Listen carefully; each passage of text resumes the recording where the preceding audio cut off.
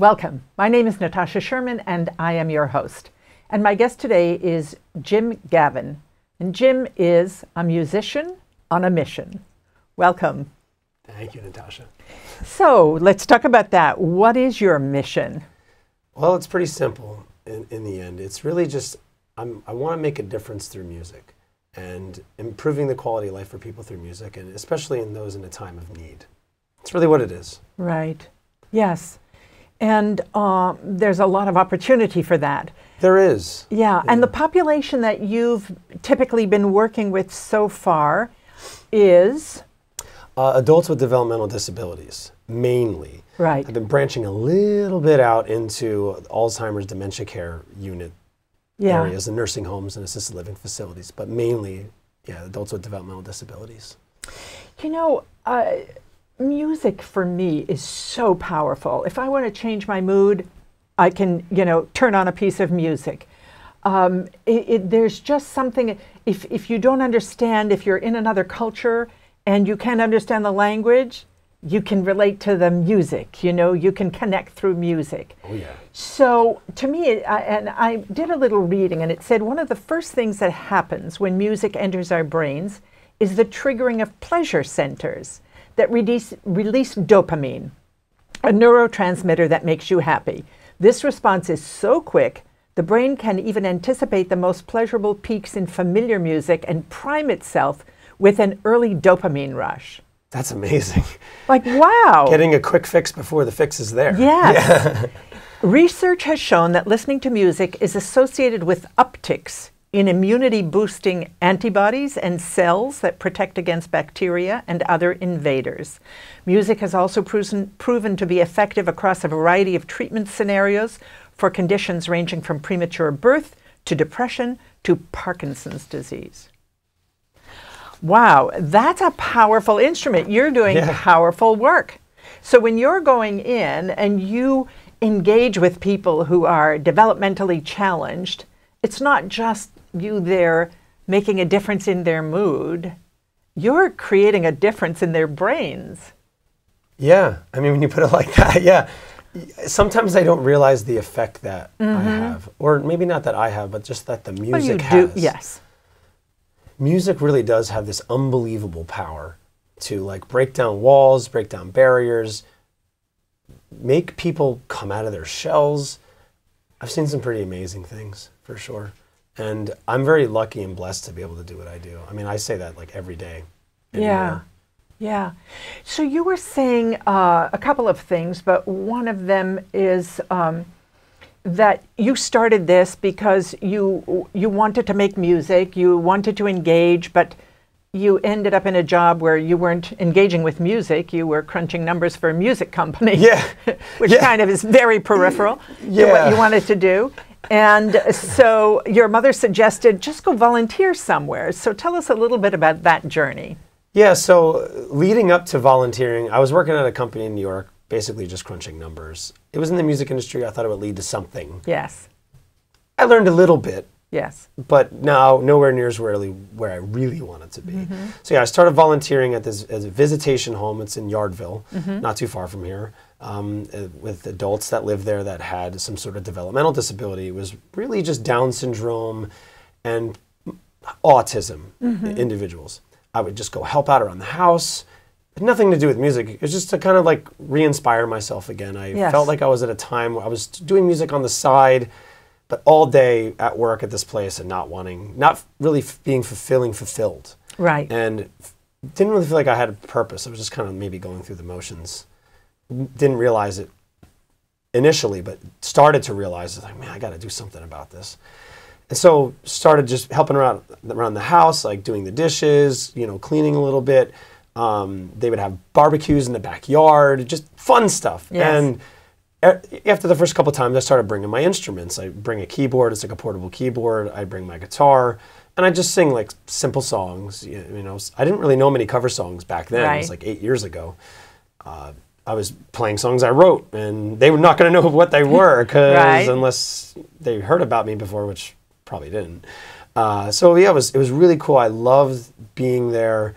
And did you notice that they were instantly responsive? Not really at first. I would say, because they saw me as somebody just wanting to help and volunteer, and I was just like a cool guy to hang out with. Right. And so all of a sudden I'm bringing my guitar, my keyboard, and I know the first time I did it, that some of them looked visibly taken aback, like, oh sure, my, because he does now something else? They have to relate to you differently. Like, whoa, he does Yes. something else now? He's not just here to Right. like help out with stuff around the house and hang out. Like he can, we can do this together now. So initially it wasn't like as much as I would have thought it would have been. Right. And it turned into, over the next couple times, it turned into basically like a party where people were clapping and singing and getting up and dancing a little bit. Wow. And you said that there, people who maybe spoke in one-word sentences like hungry, food,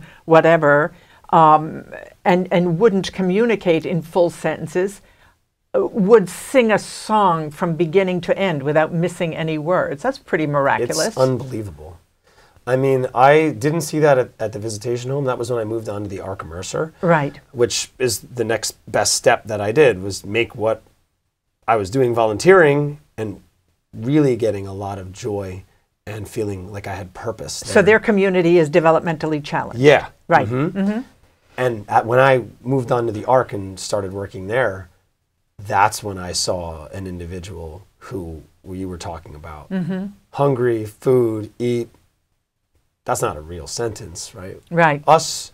We would say, I am hungry, I'd like to eat now, please, Right. or something along those lines. Right. They sang a whole song front to back without missing a word, and be actually in key, singing-wise. So some other part of the brain is engaged. It's amazing, yeah. It's pretty wild. Yeah. So you told me that you started these programs like Monday, what was it?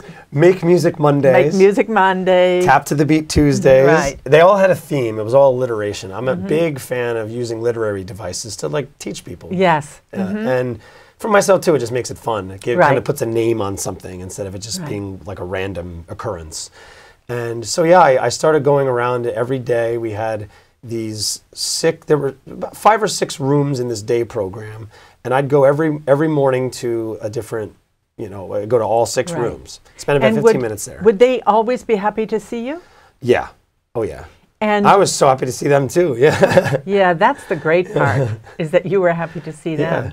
So I asked you before, and then from ARC you moved to Allies, and I think the little video clip we're going to show is of you at Allies. It's when I first started at Allies, I believe. Okay, so we're just going to show that video clip. It's short, but it just is very, kind of gives us a compelling picture. Cool. I'm Jim Gaven, and I'm at the Greensleeves Expressive Art and Movement Studio in Somerville, New Jersey.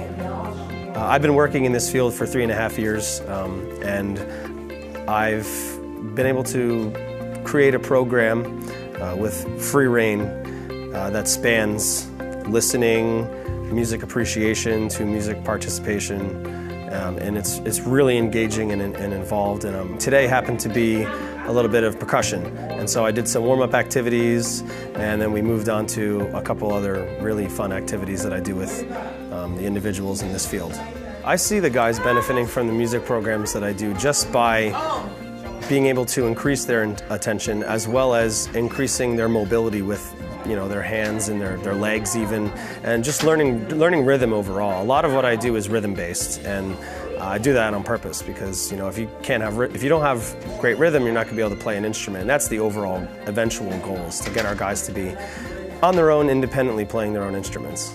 Some overall goals I have is just to be confident enough with an instrument to maybe do an in-house concert in a year or so, to see if there's a couple guys that can get together and play as a unit together, almost as a band. That would be amazing. More long-term goals, I would love to be able to record records of these guys.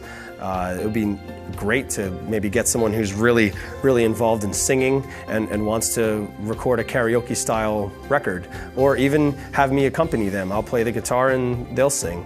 But again, it would just be all of them singing, or all of them doing their respective instrument of choice for the record.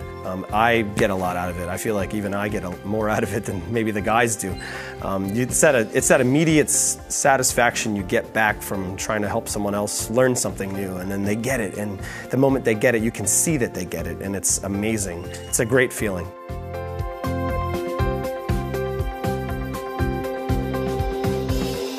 All right, so, you know, you could really get a feel for what you did.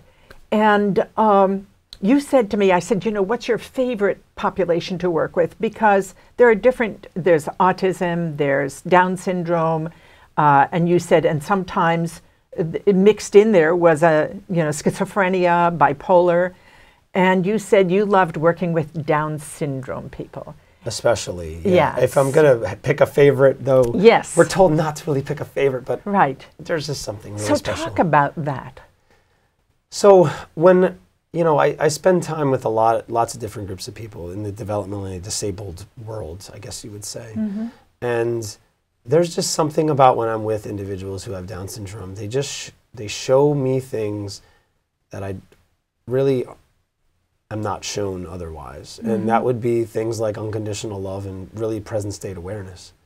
I mean, there's nothing else that matters to them other than what's in front of right here. There's all the noise of the world is almost, I see it in them. They want to give you a hug because they feel like it. And they don't care if it's a minute-long hug. They don't care if it's a, 5-minute long hug. I might think, oh, that's kind of odd. But I just embrace it now. Yeah. It's like, come here, man. Wow. And I've had people tell me straight up, I love you. Mm-hmm. And I don't know how often they say that to people. I mean, that's the best thing you could say to somebody. And they're saying that to me. Like, it almost makes me want to cry. Like, I do get emotional because it's a human, like, expressing themselves in like one of our most, I don't even know how to describe it. One of our most divine ways, really. Mm-hmm. It's by saying I love you. Yeah. And it sounds like there's a wonderful innocence in there. They're not kind of paying attention to all the stuff of the world that we pay attention to. They're just fully engaged. And what's better than that? They're there. Yeah. And most of us are going to mindfulness meditation so that we can learn that, And it's almost innate in them. Yeah. Yeah, it sounds like that. That's great. So I wanted to read something else. And this was interesting to me, too, because you said at first, you would play songs that weren't that familiar to them.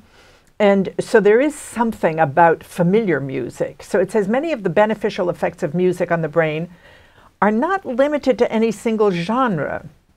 Different styles can produce the same results as long as they align with your musical preferences.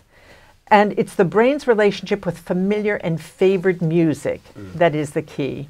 And they talk about how if you play music that when they were in their 30s and before that really they connect to.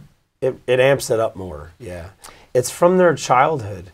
Songs from their childhood, they remember like the good times in their life, and maybe when they didn't have to go to an institution, or maybe they weren't in one yet, or maybe they were still at home with their families. A lot of these individuals that are in day programs, like I was going to at the ARC and then at Allies, once you move past the age of 21, at least in the state of New Jersey, right, you move on to a group home situation where you are not really with family anymore.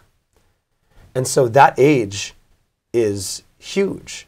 Right. So anything from, I've seen 21 and younger, if I can tap into something that they've had from the years from birth to 21, that's even more impactful. Yes. Yeah. Wow. Yeah.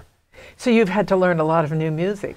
Sure. Yeah. Sometimes it's tough. I don't particularly like enjoy myself. Right. Like every artist to each his own, but there's a few people that I've wanted to hear, like Justin Bieber, and I'm just like, all right, well, it's what they want. Right. At the end of the day, it's what the individuals want. And then, do you get to sing like the Frank Sinatra? I have. Yeah. Yeah, for some of the older folks, right, yeah, you do Frank Sinatra, do some Elvis, some Johnny Cash, the Beatles. Usually, those artists go over very well. Wow. Anything patriotic seems to go over well. Interesting. And And even some songs from like Broadways and musicals. You know, it's fun. It's very theatrical. I think they like the theatrical element. And Michael Jackson does pretty well too. Wow. Again, he's very theatrical though. Yeah. I think he's always dancing around. And wow, you know, it's so fascinating. That whole thing also, like the evoking an emotion, not just a memory, but triggering the emotion is so powerful. Yeah. So they talked about some doctor, I think I have his name somewhere. Brain scans were made of 21 people while they listened to music that they said they most liked and disliked from among 5 genres: classical, country, rap, rock, and Chinese opera. And they listened to a song or piece of music they had previously named as their personal favorite. The scans showed a consistent pattern. The listeners' preferences, not the type of music they were listening to, had the greatest impact on brain connectivity, especially on a brain circuit known to be involved in internally focused thought, empathy, and self-awareness. This circuit, called the default mode network, was poorly connected when the participants were listening to music they disliked. And they also found that listening to favorite songs altered the connectivity between auditory brain areas and a region responsible for memory and social emotion consolidation. It's Dr. Jonathan Burnett. He said, if you're trying to restore neuroplasticity in the brain to reestablish some of the connections that were there before the injury, music can be a big help. I've seen this myself going into nursing homes, Alzheimer's and dementia care units. There's a lot of research that I've even done on my own. Right. Music, the part of the brain that processes music, and it's escaping me now what that actually is the last part that goes when you have Alzheimer's and dementia. That's why music is so important for people who have Alzheimer's and dementia. The part of the brain that processes is the last thing that goes. Wow.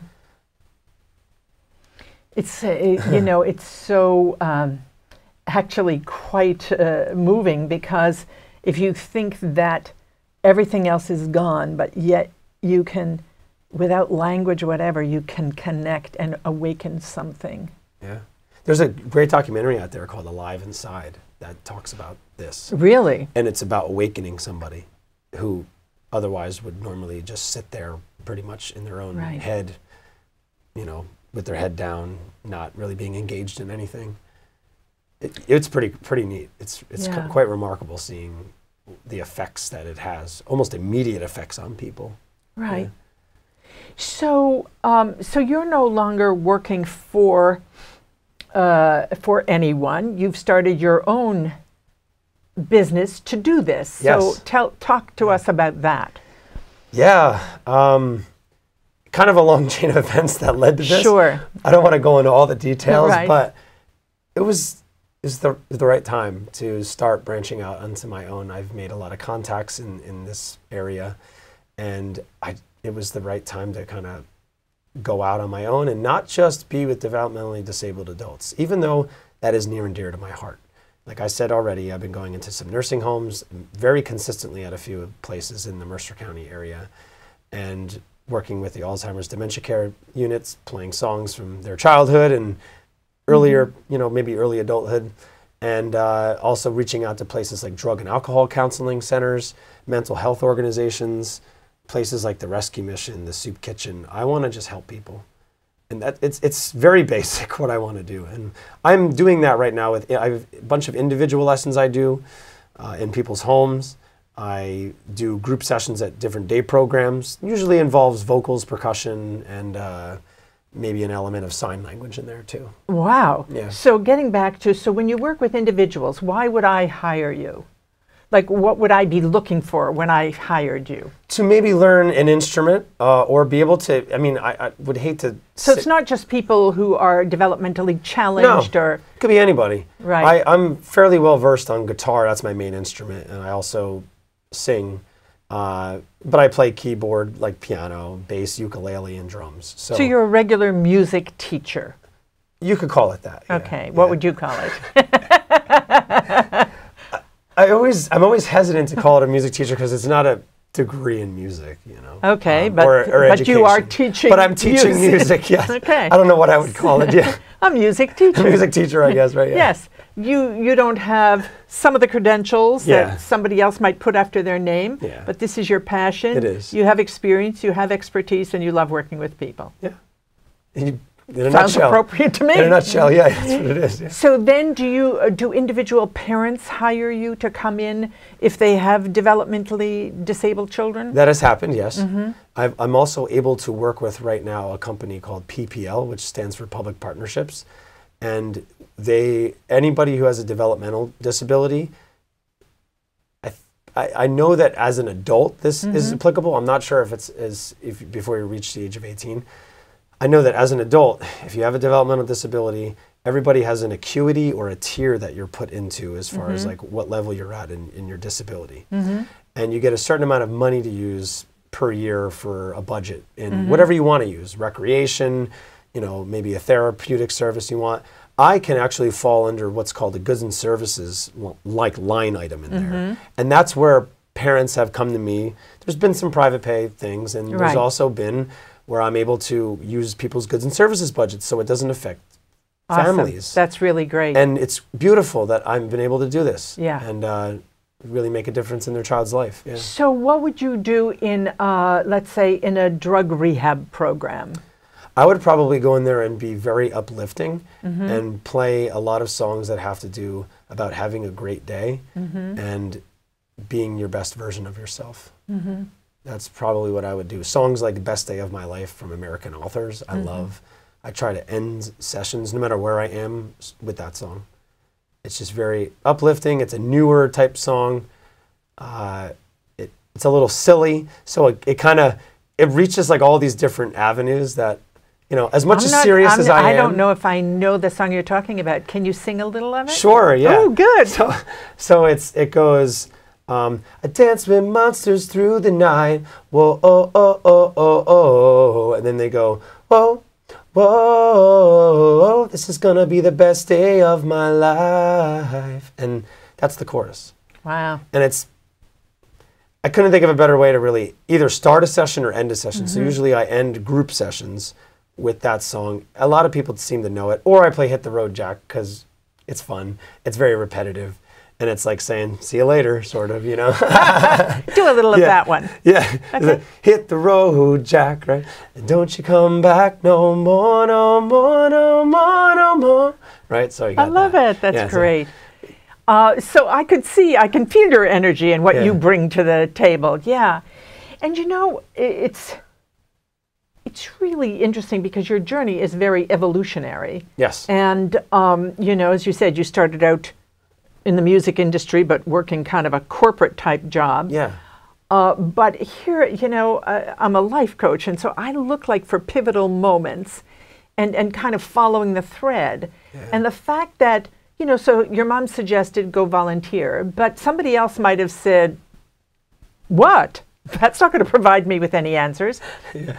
But something about that, it connected and resonated in you. Yeah. And then you go and you volunteer, and you're not even volunteering with music. But not at first, yeah. Yeah, and you're just out there hanging out with people and having a good time. And then you introduce music. And then all of a sudden, somebody says, hey, we've never had an organization. We've never had music person here, but we'd like you to come and do that. And then now, you're on your own and you're volunteering your services to the entire population, really. Yeah, really. It is that. With a special focus on people who really need it in a time of need. I mean, we all need help at one point or another in our life. Yes. But there are some people who are really struggling with not just one day. It's like a habitual struggle. Yeah.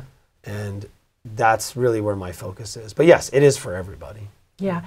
And here's the thing, you're right. Everybody's got something going on, and some people have more something than others, and some people have it more consistently than others. And so what we tend to do is we kind of blanket our life with that one statement, God, life sucks, or God, my life is difficult. And if you start to introduce those little moments of delight, those moments of waking up and seeing just in a different way, feeling different for a moment, it reawakens the possibility of, it's not always going to be this way, or it doesn't have to be this way, or there are moments of delight. Yeah. And that's all we need sometimes. There's just these little moments to get us through a tough day. Yeah.